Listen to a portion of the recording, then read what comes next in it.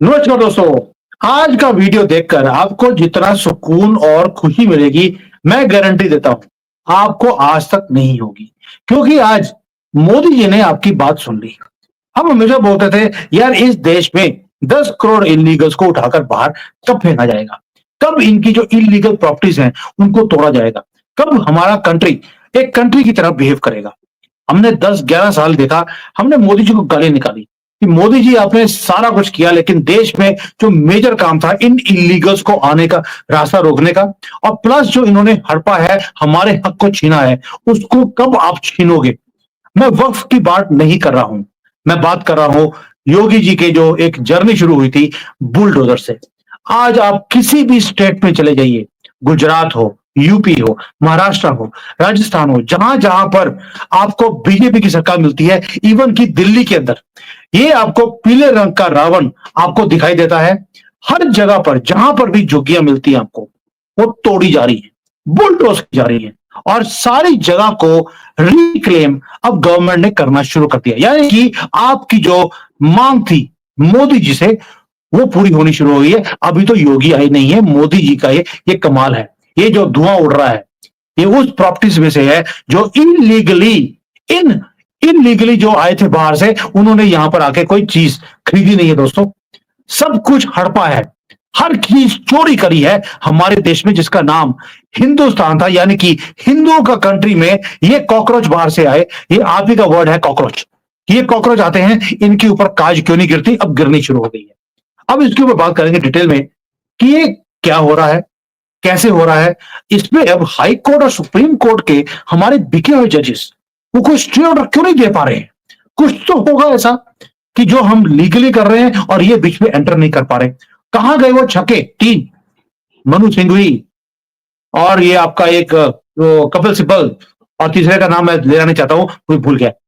ये लोग ये कहां चले गए। कोई पटिशन नहीं, कोई इन्होंने केस नहीं फाइल किया कि भाई इनके इलीगल कंस्ट्रक्शन को रोकना नहीं चाहिए। ओवैसी बोलता नहीं है। ऐसा क्या चक्कर है कि सारे काम हो रहे हैं जो आप मांग रहे थे, लेकिन कोई इतना भी कुसकता नहीं है। संजीव जी हमारे साथ है। आपको मालूम है कि ये तो पहले बोल रहे थे 29 मार्च आने दीजिए, उसके बाद आपको मोदी जी का एक ऐसा रूप दिखेगा, किताबें लिखी जाएंगी। मुझे लगता है वही ये किताबें लिखने वाला काम है। पीले रंग की किताब होगी, भगवा नहीं, क्योंकि जेसीबी का कलर जो होता है वो भी पीला होता है। और जो ये वीडियोस हैं, आज ये 2-3 वीडियोस नहीं है, 10-15 वीडियोस हैं, आपको सुकून देने के लिए बार बार आपको हर स्टेट की, हर सिटी की वीडियो दिखाई जाएगी। संजीव जी, जय सिया राम। जय सिया राम। सर, पहला तो आपका रिएक्शन लेता हूं। जो ये आपको ये सीन दिख रहे हैं, ब्यूटीफुल सीन्स, कोई चीज रास्ते में आई, बेशक वो गंदा सा मदरसा हो, गंदी सी मस्जिद हो, गंदी सी टोपी वाला कोई घर हो जो इलीगली बनाया हो, हर चीज को रौंदता हुआ ये मशीन जारी है। Sir, first is your personal reaction. Sumit ji, मेरा तो मानना है ये काम बहुत पहले हो जाना चाहिए था। देरी से आए दुरुस्त आए, क्योंकि ये बेसिकली क्या है, ये सब इलीगल इंक्रोचमेंट है, इलीगल प्रॉपर्टीज हैं जो खड़ी करी गई हैं गवर्नमेंट लैंड के ऊपर, या ऐसे लैंड के ऊपर जिसके जिसका जो किसी को बिलोंग नहीं करती, मतलब वो इन लोगों को बिलोंग करती ही नहीं है। तो इनमें इस लैंड के ऊपर लोग को किस किस प्रकार के लोग बसे हुए थे, कौन इनको किस टाइप के लोगों को बसाया जा रहा था। इनमें मैक्सिमम लोग थे जो बांग्लादेशी थे या रोहिंग्या नेशनल्स थे, म्यांमार से। उन लोगों को यहाँ पे ला ला के बसाया जा रहा था, और कोई भी खाली जगह जो सरकारी नजर आती थी वहां पे उस पे कब्जा के, उस पे घर बना के, इनको इनको वहां बसा के, और इनको इनको लीगल तरीके से, इनको फर्जी तरीके से, फिर इनको आधार कार्ड दिलवा के, राशन कार्ड दिलवा के, इनको गवर्नमेंट की सारी फैसिलिटीज दी जा रही थी। यहाँ तक कि कई सारे जगह पे तो दुकानें बनी हुई थी, होटल बने हुए थे, रेस्टोरेंट बने हुए थे, और जगह जगह पे गलियों के अंदर सीसीटीवी कैमरा भी लगे हुए थे, ताकि अगर कोई भी सरकारी बाबू या पुलिस वाला आए तो हाथों खबर हो जाए, और सब मिलकर उसके आंदोलन खड़ा करते, जुलूस निकालते, उसको वहां पे किसी भी प्रकार की कार्रवाई ना करने दें। अब इस टाइप के जो इलीगल स्ट्रक्चर्स हैं, जितने भी इलीगल ऑक्यूपेशंस हैं, जो इंक्रोचमेंट है, पहले भी इस टाइप का केस सुप्रीम कोर्ट में या हाई कोर्ट में ले जा चुके हैं, और उससे आज से पहले कई बार इस पे स्टे भी आ चुका है। मगर अब की बारी जिस तरीके से गवर्नमेंट ने अपना एक सख्त रुख अपनाया है कि लॉ एंड ऑर्डर के साथ में हम बिल्कुल भी 0% टॉलरेंस रखेंगे, कोई भी इसको नहीं तोड़ पाएगा, तो सुप्रीम कोर्ट हाई कोर्ट को भी अपनी जो एक्स्ट्रा एक्स्ट्रा जुडिशियल जो उनकी वर्किंग थी उसको थामना पड़ा। उन्होंने उन्होंने गवर्नमेंट का साथ देने का ही फैसला करा, और आज की डेट में सुप्रीम कोर्ट हाई कोर्ट कोई भी इस इलीगल, मैं फिर से लफ्ज करता हूँ, इलीगल इंक्रोचमेंट, इलीगल जो प्रॉपर्टीज है, इनको डिमोलिश करने में, इनको ध्वस्त करने में गवर्नमेंट का साथ दे रही है, अपने से एक भी लफ्ज नहीं बोल रही कि इसको रोका जाए। और ना ही जितने भी लॉयर्स थे, जो हाई प्रोफाइल लॉयर्स थे, जो इस टाइप के केसेस को सुप्रीम कोर्ट हाई कोर्ट में ले जाते थे, उनको आधी रात को भी उनके लिए कोर्ट खुल जाती थी, वो सब काम अब होने बंद हो गए हैं। तो ये जो बेसिकली, जैसे मैंने आपको आज से 6 महीने साल भर पहले भी कहा था कि 29 मार्च का पीरियड टाइम आने दीजिए, उसके बाद मोदी जी का, अमित शाह जी का, योगी जी का या पूरी गवर्नमेंट का जो रौद्र रूप आपको देखने को मिलेगा, उसको देख के पूरी दुनिया हैरान रह जाएगी, पूरे भारतीय हैरान रह जाएंगे कि जिस चीज की मांग हम इतने सालों से कर रहे थे, उसको अल्टीमेटली इन्होंने उसको कर दिखाया है। क्या क्या हक है इस इन इलीगल इमिग्रेंट से हमारे देश पे? हम उनको संरक्षण किस लिए दे? उनको, उनकी ह्यूमन राइट्स को, एक्टिविटी को क्यों हम पहचाने? जब भारत का पाकिस्तान और बांग्लादेश के साथ पार्टीशन हुआ था, उस वक्त यह माना गया था कि जो जितने भी मुस्लिम कम्युनिटी के लोग हैं, वो हिंदुओं के साथ नहीं रह सकते। जब उनको अलग देश दे दिया गया, तो अपने अपने देश में क्यों नहीं रहते? यहाँ पे आके मुंह क्यों मारते हैं? उनको हमारी रिसोर्सेज को क्यों वो इस्तेमाल करते हैं? हमारी सोसाइटी के अंदर क्यों गड़बड़ी फैलाने की कोशिश करते हैं? उनको जब अलग देश है, अब वहां जाके जो मर्जी कर रहे हैं ना, हमने उनको उनको जाके कभी रोका उनके देश के अंदर वो क्या कर रहे हैं, क्या नहीं कर रहे? हमारे देश से दफा हो जाए, बस हमें इतना ही चाहिए। सर आप देखिए, जो वीडियो दिखा रहा हूं, जितने भी नदियां हैं, तालाब हैं, उसके पास जो जगह होती है, रेलवे लाइंस के पास जगह है, सभी जगह ये हमेशा एनक्रोच करते हैं। अब तो यहाँ पर मुझे हैरानी होती है, मुझे इस वीडियोस को बनाते हुए, कि वहां पर एक आदमी पकड़ा गया, ये लानती आदमी, शक्ल पे ही लानत लिखी है इसके। ये आदमी, ये अपने आप को लाला बिहारी बोलता था। हैरानी की बात क्या है, पूरी की पूरी लेक का एरिया ये खा गया। वहां पर इलीगल्स को बसाया गया। देखिए 2011 दिखा रहा हूं कि लेक का एरिया था, और 24 आते आते पूरा का पूरा एरिया इस बंदे ने एनक्रोच कर लिया। वहां पर हजारों की तादाद में इसने जो जगह थी अपने कब्जे में करी, फ्रॉडुलेंट डॉक्यूमेंट्स को तैयार किया गया, और इलीगल बांग्लादेशियों को, रोहिंग्यास को वहां पर बसाया गया। आपको जानकर हैरानी होगी कि मंथली इनकम इस बंदे की, इस लानती आदमी की शक्ल पे देखो, इसके लानत लिखी है, 5 करोड़ रुपए महीना ये कमा रहा था सारी इलीगल डॉक्यूमेंट्स बनाने के बाद, और इसको पकड़ा गया है। अब इसकी पूछताछ हो रही है, और अच्छी तरह से चित्रपरेड भी होगी इसकी, और इसके ऊपर इतने, देखिए इसके ऊपर तो किताबें लिखी जाएंगी इस बंदे के ऊपर भी, कि किस तरह से ये बंदा बाहर से आता है और यहां पर आकर कैसे एंक्रोचमेंट में भी पैसे कमा रहे हैं। नहीं, आप सोचकर देखिए, एक तो होता है अपने लिए बनाए, उसमें भी बिजनेस अपॉर्चुनिटी निकाल ली, और इस तरह के लोग पूरे भारत में वैसे बसे हुए हैं। अब एक एक करके इनको पकड़ा जा रहा है। संजीव जी, मुझे लगता है इससे ज्यादा इंसाफ का काम सनातनियों के लिए हो नहीं सकता। सुमित जी देखिए, ये तो अभी शुरुआत है। अगर अगर पूरे हिंदुस्तान को अगर ढंग से इनको सफाई करनी है इन चीजों को, तो और भी बहुत सारे इलाके जहाँ पे इस टाइप की इनको चीजें करनी पड़ेगी। अब मैं आपको एग्जांपल देता हूँ कि अहमदाबाद गुजरात के अंदर जो ये लेक है, यहाँ पे इसका इसका इसमें लगभग लगभग 8,500 इलीगल स्ट्रक्चर थे जिनको इन्होंने ध्वस्त करा है, और ये कम से कम 2.5 लाख स्क्वायर मीटर की जगह इन्होंने वापस ली है अपनी। और उससे पहले भी इन्होंने कुछ करा था, वहां पे 1.5 लाख स्क्वायर मीटर की जगह इन्होंने वापस ली थी, और लगभग लगभग 200 बांग्लादेशी थे जिनके पास कोई किसी किस्म कोई डॉक्यूमेंट ही नहीं था, वो इलीगली यहाँ पे रह रहे थे इस इलाके के अंदर। तो अच्छा, ऐसा ही कुछ नू हरियाणा में भी हुआ है। वहां पे लगभग लगभग समझिए कि 250 घर थे जो कि इलीगल इमिग्रेंट जो बांग्लादेश से आए हुए थे उन्होंने ऑक्यूपाई कर रखा था। उनके वो सारे जो जो घर थे उन्होंने ध्वस्त करने पड़े, बुलडोजर से तोड़ने पड़े। तो इसमें स्टेट एडमिनिस्ट्रेशन ने भी वहां पे इलीगल इंक्रोचमेंट को तोड़ने का मतलब जो पूरा पुलिस का साथ दिया।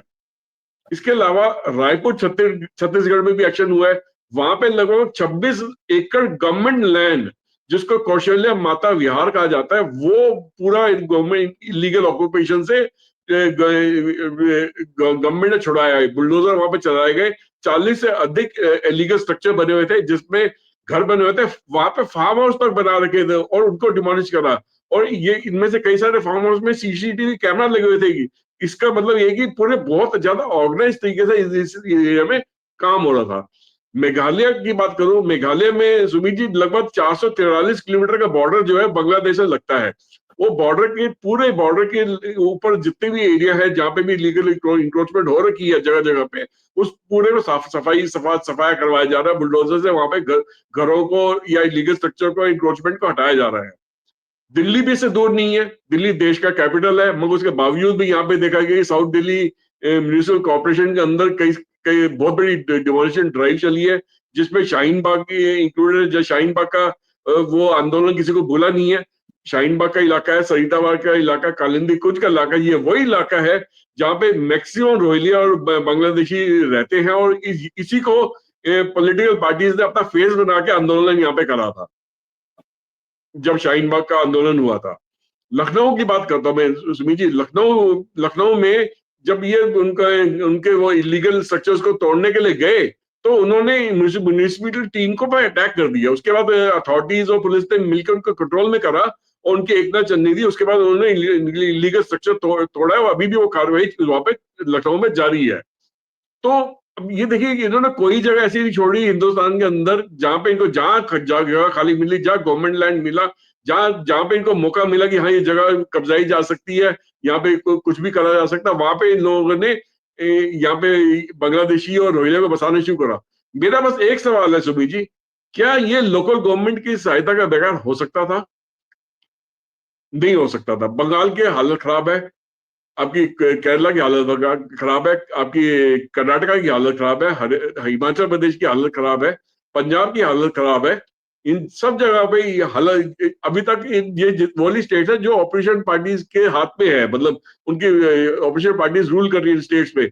वहां पे अभी कोई खास एक्शन होने की आवाज नहीं आ रही है। मैक्सिमम जो एक्शन हो रहा है ये बीजेपी रूल स्टेट्स के अंदर हो रहा है।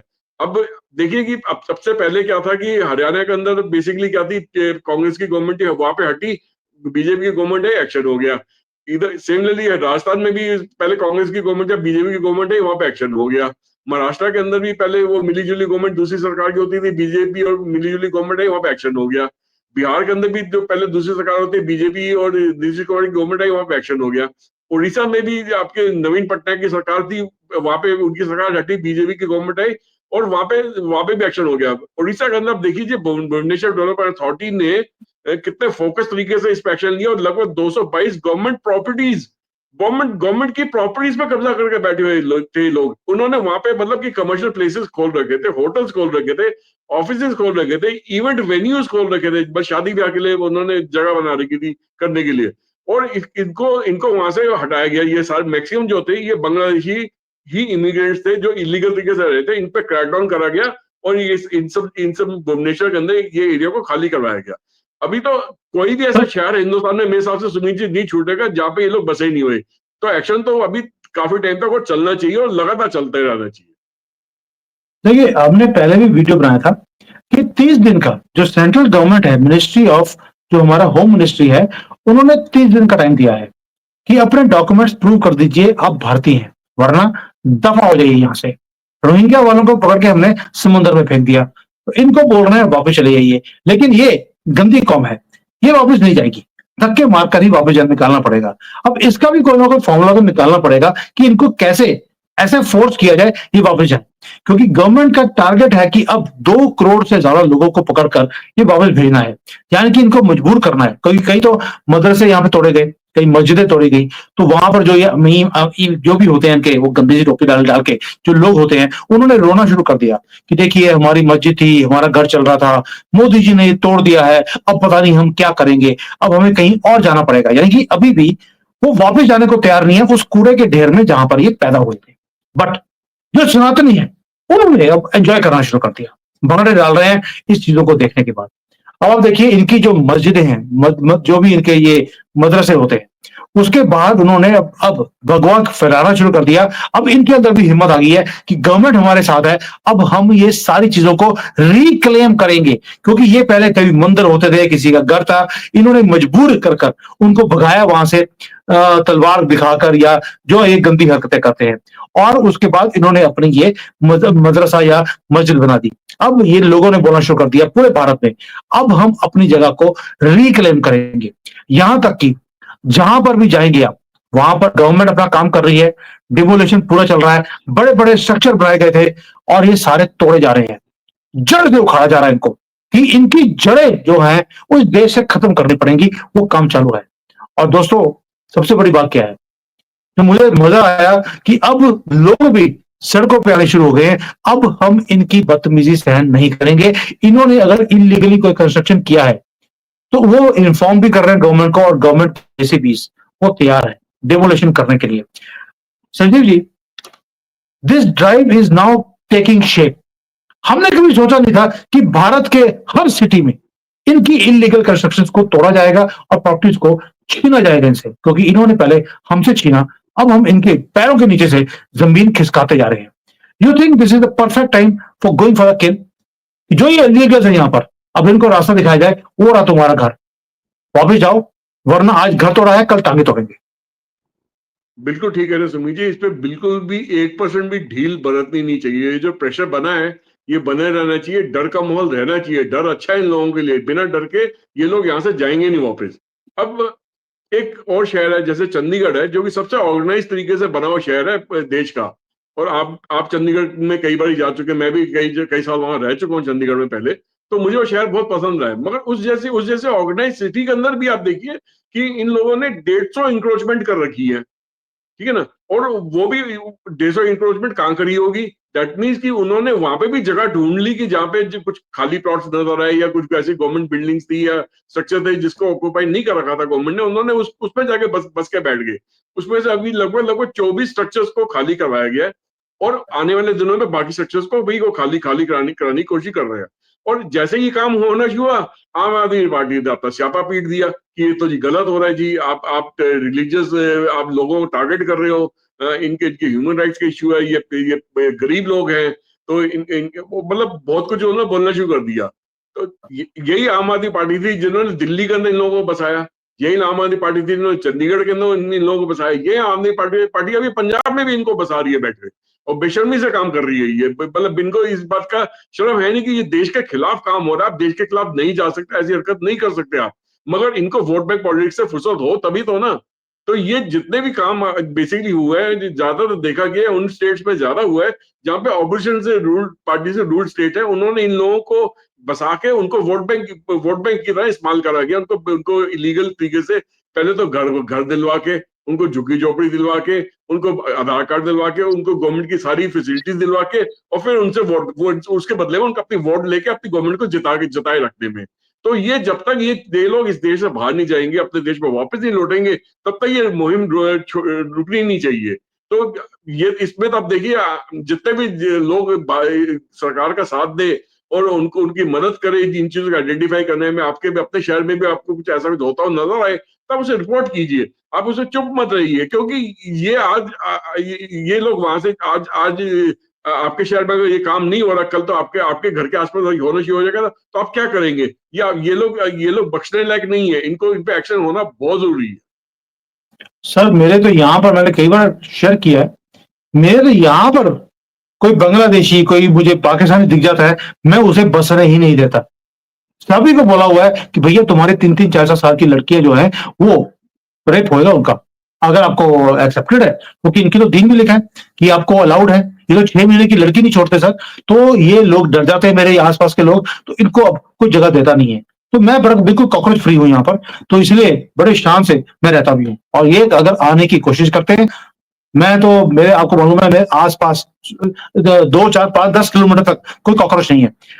सर, एक चीज है जो आज की वीडियो बनाकर मुझे खुशी हुई है कि फाइनली मोदी जी ने हमारी बात सुननी शुरू कर दी। मैं कभी भी मोदी जी का क्रिटिकल नहीं होता हूं, क्योंकि हर चीज वो सोच के करते हैं, लेकिन मुझे हैरानी होती थी 11 साल हो गए, आपने एंक्रोचमेंट है, आपको मालूम है कि इलीगल्स आ रहे हैं, डबल हो गए हैं पिछले 10 सालों में, लेकिन हमने उनको रोकने का कोई काम नहीं किया। अब फाइनली काम हुआ है तो पूरी ड्राइव, पूरे फुल फोर्स पर ये काम किया जा रहा है। अभी भी इनकी इल्लीगल कंस्ट्रक्शंस को तोड़ा जा रहा है, लेकिन क्या इनको पकड़कर बाहर फेंका जा रहा है? फेंकना वर्ड यूज कर रहा हूं मैं, लेकिन मैंने कल ही बोला था ये कॉकरोच है, ये वापस नहीं जाएंगे। एक ही तरीका है, जैसे चाइना करता है कि अपनी जो फैक्ट्रीज हैं जहां पर लेबर इंटेंसिव होता है, जहां पर आपको लेबर चाहिए, वहां पर आप इनको रखिए, कैंप बनाइए और वहां पर इनसे फ्री में, दोबारा वेरी इंपॉर्टेंट, फ्री में लेबर कराइए, पारा बांधा 16 घंटे काम कराइए और उसके बाद ही खाना मिलेगा। जब ये आपने इनको बता दिया कि रोज के 5,000 पीस बनने चाहिए, अगर बनाएंगे तो खाना मिलेगा, ये चाइना करता है। इसीलिए कॉस्ट ऑफ प्रोडक्शन कम है, क्योंकि इनका कोई और यूज नहीं है। और अगर चाइना को लगता है कि ये बंदे के पुत्र नहीं बन रहे, तो किडनी निकाल लेते हैं। तो एक की किडनी निकलती है, बाकी सारे 5-5 हजार पीस रोज के बनाने शुरू कर देते हैं। तो यही तरीका है इनको ठीक करने का। और अगर आपको नहीं पसंद है तो आप अपनी कंट्री चली जाइए, रास्ता सामने है, बिल्कुल वन वे टिकट आपको दे दी जाएगी। तो this is the way in which you can tackle them. भाई इजराइल, कई लोग बोलते हैं कि इजराइल का मॉडल होना चाहिए। इजराइल के मॉडल में फायदा नहीं है, आप एलिमिनेट करेंगे ये दोबारा से पैदा हो जाएंगे। बेटर यही है कि आप इसे काम कराइए अगर ये काम के लायक हो, वरना किडनी निकाल लीजिए, वरना तीसरा ऑप्शन है राम सामने आपका कंट्री है, चाहिए, रास्ता खुला है। तो ये तरीका है इनको डील करने का। और जो आपने आज एक मुहिम शुरू कर दी, इनके घर, इनके नहीं, इनलीगल कंस्ट्रक्शंस प्लस जो हड़पी हुई जमीनें हैं, घर हैं हिंदुओं के, वो आप वापस ले रहे हैं इनसे, एक एक कर इनके पैरों के नीचे से जमीन ये खिसकानी जरूरी थी, उसके बिना आप अपनी कंट्री को बचा नहीं सकते। सर, आपका क्लोजिंग कमेंट। सुमित जी, इस मुहिम से एक चीज में और फायदा मिलेगा हम हमारी गवर्नमेंट को, कि जो बांग्लादेश और रोहिंग्या जो मुस्लिम जो उस तरफ से जो आ रहे थे, जो नल खुला हुआ था, वो नल कम से कम बंद हो जाएगा। वो अब आने से कतराएंगे, 10 बारी सोचेंगे भारत में जाए ना जाए। अच्छा, जो जितने भी बीजेपी रूल स्टेट्स पे ये एक्शन हो रहा है, वहां से जब ये लोग भाग के दूसरे स्टेट्स में जाएंगे जो नॉन बीजेपी रूल स्टेट्स हैं, तो उनके उनके उनके रिसोर्सेज पे बर्डन पड़ेगा, वहां पे जाके गड़बड़ी करेंगे तो वो लोग भी परेशान आ जाएंगे। तो कम से कम ये मुहिम तो शुरू हुई, अब ये मुहिम शुरू हुई है तो इनको पकड़ पकड़ के इनको यहाँ से बाहर भी निकालने की कोशिश करी जाएगी, या इनको किसी और तरीके से कोई ना कोई रास्ता निकाला जाएगा ताकि ये देश छोड़ के अपना भी निकल जाए। कुछ घबरा के भाग के निकल जाएंगे, बॉर्डर पार कर जाएंगे, वहां से आने बंद हो जाएंगे। बाकियों को पकड़ पकड़ के यहाँ से धीरे करके बाहर निकालना पड़ेगा, क्योंकि इतने भारी मात्रा में, इतने भारी नंबर्स में ये लोग बसे हुए हैं यहाँ पे कि इनको मतलब कि बहुत बड़ा मुहिम चलाना पड़ेगा इनको यहाँ से बाहर निकालने के लिए। और ये मुहिम लगातार चलता रहेगा, तब जाके अगले से 2 से 3 साल में जाके ये हम लोग कुछ कंट्रोल में आएंगे। इनको इतने नंबर्स में ऑलरेडी बसा दिया गया है। और फिर बसने के बाद ये फिर मतलब दिन रात एक ही काम करते हैं कि बच्चे पैदा करते जाओ, और इतने तेजी से बच्चा पैदा करते हैं ये लोग, मतलब हम सोच भी नहीं सकते। ये पूरी डेमोग्राफी चेंज कर रहे हैं। आज मैं टेलीविजन पे एक वीडियो देख रहा था सुमित जी, वहां पे था कि ये एक बस्ती के अंदर वहां पे देखा कि पूरी एक फैमिली को जब उन्होंने पकड़ के लेके गए, तो उसमें एडल्ट जो थे 4-5 ही थे, उनके कम से कम 15-20 आगे छोटे बच्चे हर एज ग्रुप के थे। उनको फिर उठा के उन्होंने एक जगह पे जाके बिठाया और उनकी छानबीन करने की कोशिश करी। तो मैं देख के हैरान हो रहा था कि भैया जो मेल फीमेल्स हैं ये तो तीन चार ही हैं, उसके आगे उनके कितने हर एज ग्रुप के 15 से 20 बच्चे हैं। मतलब कितनी तेजी से इनकी पैदावार बढ़ रही है और उसको उस पर कोई रोक टोक ही नहीं है। और ये हिंदुस्तान के रिसोर्सेज को दोनों हाथ से लूट लूट के खाए जा रहे हैं। तो ये कब तक चलेगा? ये इस चीज को कभी ना कभी तो रोकना ही है ना। देखिए, उसका आंसर राहुल गांधी ने दे दिया था एक बार। तो यूपी में एक रैली में उन्होंने बोला था कि ये यूपी थी, या यूपी की वजह से, कि देखिए यहाँ की महिलाएं एक साल में 52 बच्चे देती हैं। तो वो मुसलमानों के बारे में ही बोल रहे थे कि मुसलमान औरतें एक साल में 52 बच्चे पैदा कर देती हैं। तो आपने जो पूछा कि ये इतने बच्चे कैसे पैदा कर देती हैं, तो राहुल गांधी से पूछ लेना, उसके पास फॉर्मूला है कि 52 बच्चे एक साल में कैसे पैदा होते हैं एक एक लेडी से। तो एनीवेज, वो क्योंकि डीएनए उसका वही है, उसको ज्यादा पता होगा, हमें इस बारे में थोड़ी सी इंफॉर्मेशन कम है। बट आज की वीडियो मेरे लिए जबरदस्त थी, क्योंकि मेरी मांग आज पूरी हुई है। मांग ये थी कि भाई यहां से इलीगल्स को पकड़कर बाहर फेंका जाए, और वो काम शुरू हो गया है। अब देखना यह है कि कितनी जल्दी यहां से जो बोझ है 10 करोड़ इलीगल जिहादियों का, वो कैसे कम होगा, कैसे क्या करेगी गवर्नमेंट? क्योंकि अगर एक काम किया है, 30 दिन की मोहलत साथ में दे दी, घर तोड़ने शुरू कर दिए, चीजों को अपने कब्जे में लेना शुरू कर दिया है, तो अब देखते हैं कि 30 दिन के बाद गवर्नमेंट कौन सा एक्शन लेगी। And I am pretty sure इनको जैसे अमेरिका से इलीगल्स को पकड़कर बेड़ियां बांधकर यहां पर भेजा गया था, उसके बाद जो पासपोर्ट बनने की जो लाइन है वो जीरो हो गई, जो एजेंट्स थे उनकी दुकानें बंद हो गई हैं, और जो अमेरिका कनाडा जाने वाले लोग थे वो भी अब कम हो गए हैं या नाम मात्र है।